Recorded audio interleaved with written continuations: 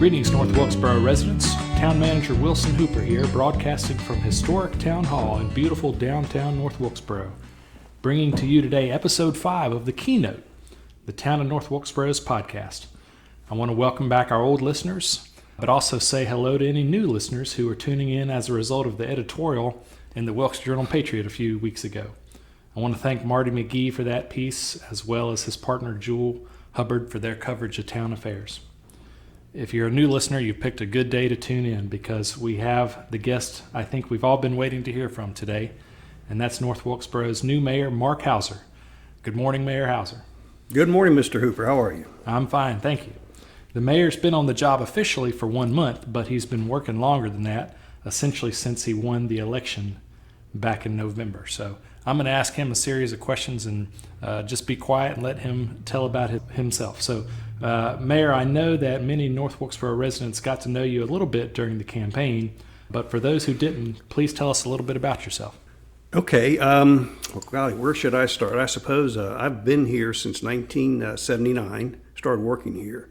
And 1984, I moved my wife and 2 young children down here, and they started first grade in kindergarten. Always liked the town right away, a small town. And the small town feel, everybody knows everybody. And that's what kept kids straight when they were young, is because somebody saw you that always that knew your parents. So that being said, I saw issues, things that could be improved in the town. But unfortunately, I traveled all the time. I traveled for over 40 years. Kept a home here, but I traveled for 4 decades in the United States and Canada. So I was just mainly here, on the weekends. So I didn't have the time to do that.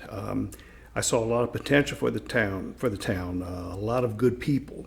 It just needed to be all brought together. All the good pieces and building blocks were there. And so then I retired. My youngest daughter, they had trouble having children, so they were finally able to, through a miracle of science, have twins, a boy and a girl. So my priorities changed. I went ahead and retired. And then I thought, I always talked about doing something for the community and work with the people and try to make things better and make a difference. So the opportunity came, as mayor. And so I decided to, go ahead and run and try to improve things. So I like it here a lot. And my last days will be spent here in Wilkes County. My wife is a native of Wilkes County, so she has a practice. Lots of family, grandchildren, a lot of deep roots here. So we'll stay here forever. And I think people are starting to get bored hearing about me now. So I'll end it there, Mr. Okay, Hooper. fair enough. So, Mayor, correct me if I'm wrong, but this was your first run at public office. Is that correct? Yes, sir. That is correct. Never ran before. Last time I ran for office, I was president of my class my senior year in high school. So that was about it, and that really doesn't count. Well, so it was a 4-horse race, this mayoral contest. What did you do to distinguish yourself? Yeah, I decided actually almost a year ago to run. And I spoke to a couple of commissioners and a former commissioner, and they were, kind of blunt. They said, well, the problem you have is we don't know anything bad about you, no scandals, but they said nobody knows really who you are. So I had to start early, and I did, and I had to start door knocking. And I went out and got lists of voters and knocked on doors, introduced myself, and left a piece of literature and just continued on. I started that, it was hot, I think June. And then was the first one to put out signs and got a billboard. And then when possible, during public events, I tried to draw a line to distinguish myself from the other 3 candidates. So it was important for people to know that your vote really does matter because there's big differences in the 4 candidates. And it does matter who you vote for and who you choose. So those are the things I did, and fortunately, a lot of good people came out, and here we are today. And listeners, I gotta share that Mayor Hauser did his homework, and while he was campaigning and knocking on doors, he was also attending the Board of Commissioners meeting and learning about the issues that were going on. And he'd stay for the the boring items. He wouldn't just come for the interesting ones. He'd stay for the boring items. And so he was preparing himself for the office even during that time. So, Mayor, what did you learn out there on the campaign trail? I learned, it was interesting, because we were still, under the shadow of COVID. And so I decided I wanted to do something. I didn't want to go to residences right away and frighten people. So I started door knocking on businesses. And I learned mainly that people who, first of all, who do business in North Wilkesboro, own a business there, run a business there, not even live there, they care a lot. And I asked a few questions and I just listened a lot. And I got my ears full. People want things, they want the same things we all want. They want a safe town. They want a good town. They want an attractive town. They want at least as good, or for their children, they want it better than what they had. And they thought pretty much the same as I did, that all the pieces of the puzzle were here. We just need to work together and get it done. So all the problems, we all agreed, take a little hard work and some common sense and care and just do the right thing for what's good for all of us. Yeah. What was your most memorable encounter on the trail? Probably, there's several. Probably the senior citizens who came to the door and wanted to talk and wanted somebody to listen to their concerns. I enjoyed that very much. And other things were probably dogs. I didn't realize how many people in the city of North Wilkesboro have dogs. And I rang the bell and I knocked, and I found myself off and apologizing for getting the dog stirred up. Uh-huh. People didn't seem to matter. It was okay.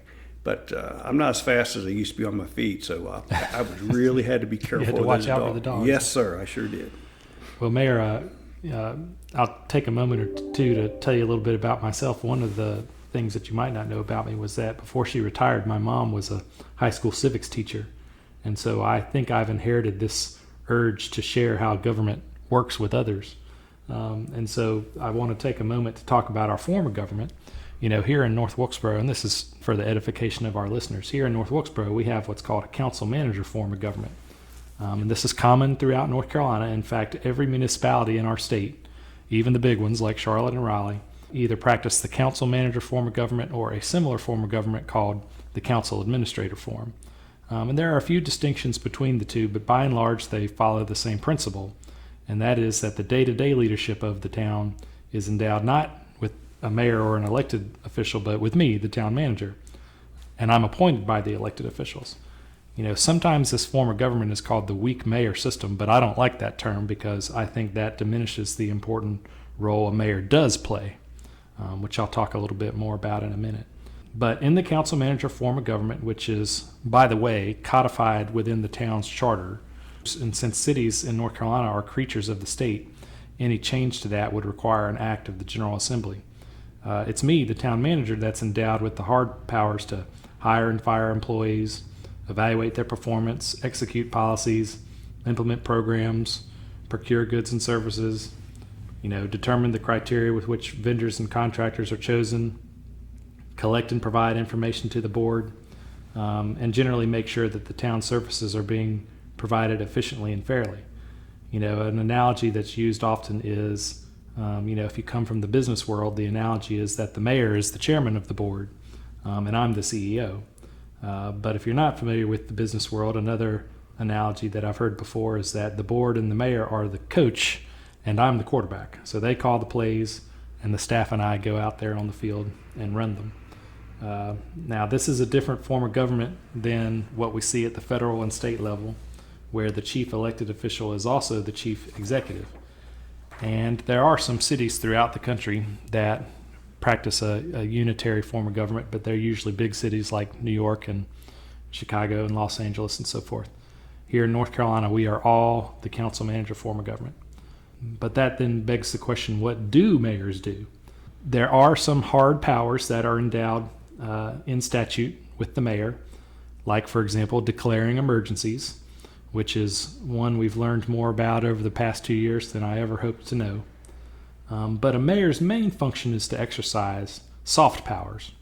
So mayors set priorities with the board, they establish organizational culture, they propose solutions, and they whip votes when it comes time for the boards to make a decision. They shepherd or ride herd, depending on their style, the Board of Commissioners' work, and are the board's representatives when it comes to interpreting their decisions to me and staff. When necessary, the mayor represents the town in Raleigh and Washington, and they're also the conduit through which constituents can get in touch with the town. A mayor is also sort of the main person that decides whether constituent concerns are worth spending time and resources on. So as I alluded to earlier, they sort of set the priorities. So in my opinion, the number one skill that an effective mayor needs is the ability to persuade. And so far, I think that Mayor Hauser has shown that ability. All right, so civics lesson over. I'm going to be quiet now and let the mayor talk a little bit more. So we've talked a little bit about the campaign, Mayor, but let's talk about what our goals are now that you're in office. Where do you want North Wilkesboro to be by the end of your 4-year term, your first 4-year term? That's a good question, Mr. Hooper. Still learning every day. Went through a steep learning curve in the very beginning. But I think what we want to do is, first of all, keep the town safe, make sure our law enforcement and our fire department has everything they need to keep themselves and us safe. Our parks, recreation, we want to make sure they're clean, attractive, well-maintained, so people can come and thoroughly enjoy the parks. I've taken brief videos and pictures of the trails along the Greenway and sent them to family up in Ohio and in Colorado, and they're just amazed at how beautiful things are and how close they are. Everything's very close proximity here. So, and also I want to see the town promoted more. I want to see more events downtown, more than just the Apple Festival once a year. With the wonderful weather we have here in this town and the mild winters, there should be more events downtown where the streets are blocked off and everybody gets together. We have music and food vendors, and I think it'd be just enjoyable. So those are things I want to work toward, and also improve the appearance of downtown. We have to work hard in a partnership and work hand in hand with the folks that own the buildings who aren't, they've seen better days or just past their prime, and work to them and give them the assistance they need and encouragement to sell or rehab and rent these buildings and bring more things to downtown. We've got once again, all the structure is there, all the building blocks are there. We just need to bring it together and all work together to get some things done. Yes, sir. All right, well, you kind of answered my next question, so I'll skip over that one and go straight to the next one, and that is, you got a board of commissioners that has to go along with your vision. So how do you convince them to go along? Great question. Well, as I did come from the business world, and the last 15 years I was a national sales manager for Honeywell and traveled, like I said before, the U.S. and Canada. So one thing I had to do was build teams and encourage people and mentor them.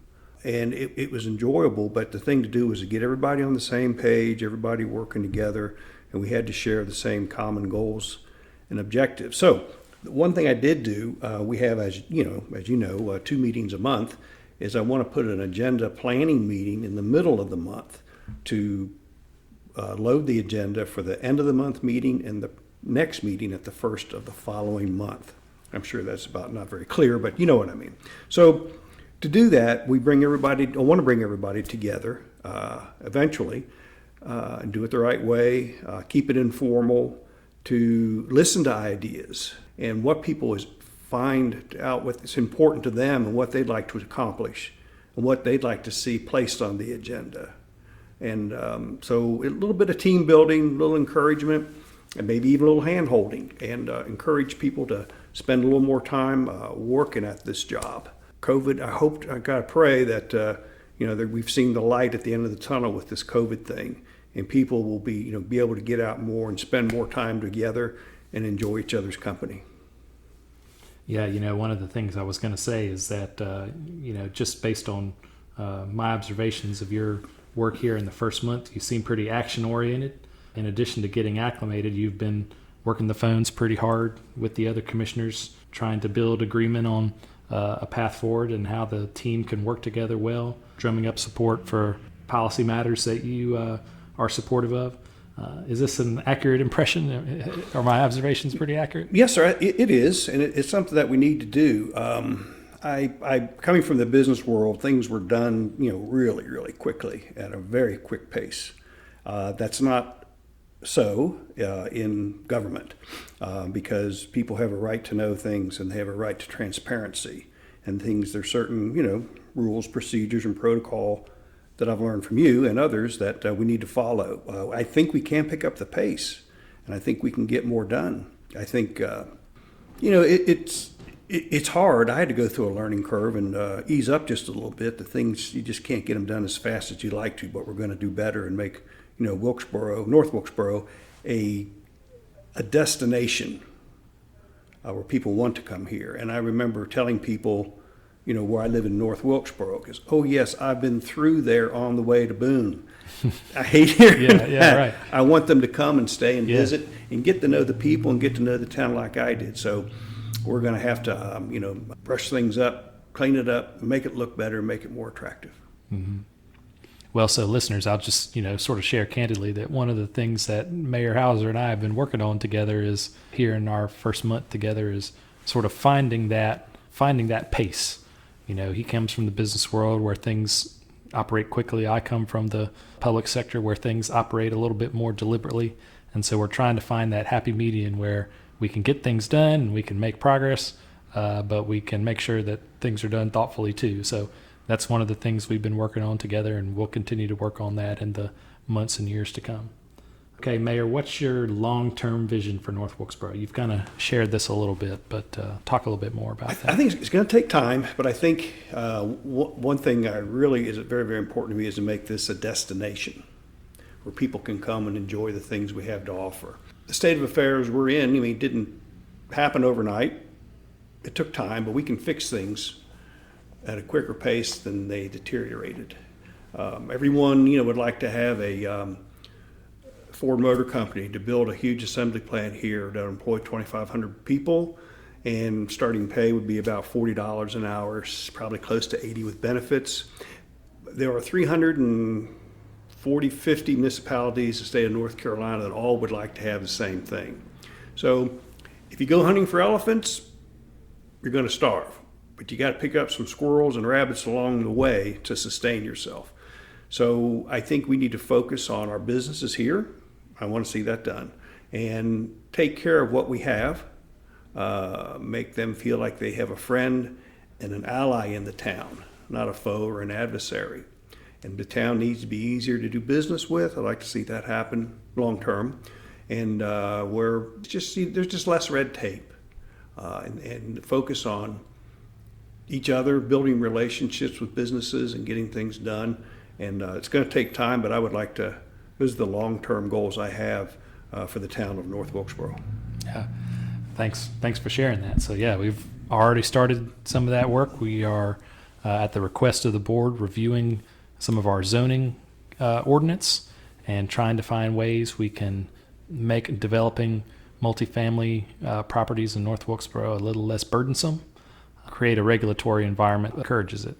So we're starting that work already. So, all right, Mayor, I'm going to go off script a little bit here and ask you for some candid thoughts on a few items of interest, including one that I think a lot of listeners have on their mind, and that is the Speedway. You came in at a very promising time. Of course, there's money that's been allocated in the state budget, $18 million with no local match required for the development of public infrastructure to support redevelopment of the Speedway. Of course, the Speedway is not actually in the town of North Wilkesboro. It's in unincorporated Wilkes County, but people associate that facility with us, and if it were to reopen, the town would see a lot of economic benefit from the visitors that are coming in and so forth. So just want to get your thoughts on that for our listeners. Yes, on the walls it does say North Wilkesboro Speedway, and so we are joined at the hip, the town of North Wilkesboro, with the track.